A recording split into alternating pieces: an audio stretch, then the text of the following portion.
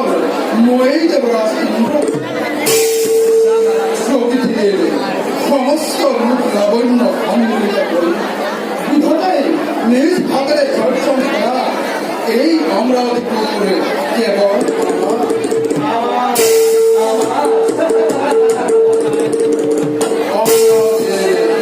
বিস্মৃত সৌন্দর্য আৰু নন্দন কাননৰ মধুময় দৃশ্য দেখি স্বৰ্গপুৰ দৈত্য সকলোৱে জলমোহ কৰি মৃত্যু আনন্দ ৰাতি নাই অবিৰাম কেৱল যুদ্ধ আৰু যুদ্ধ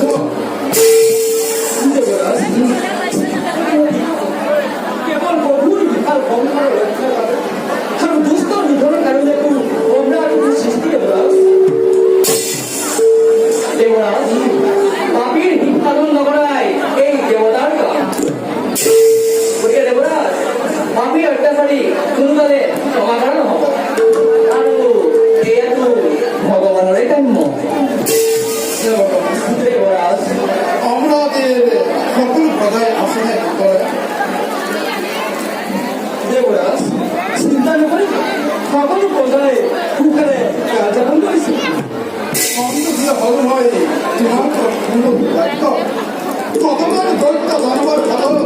পরাজয় স্বীকার করি অখিল রাম ছাড়া বঞ্চিছিল আমি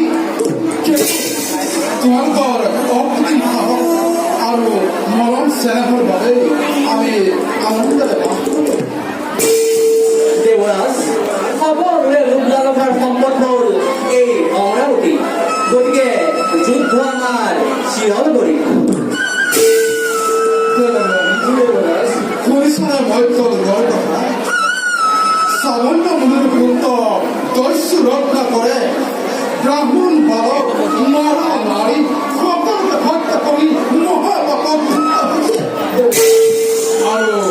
আতংকৰ সৃষ্টি কৰিছে মানৱ সমাজত দেৱৰাজ সুখৰ কথা ভাবি যুদ্ধ সংবাদ আহে এই দেৱৰাজ ই অতি আনন্দৰ কথা অত্যাচাৰী পাপীৰ বাবে এই স্বৰ্গপথ সদায় বন্ধ থাকিব গতিকে দেৱৰাজ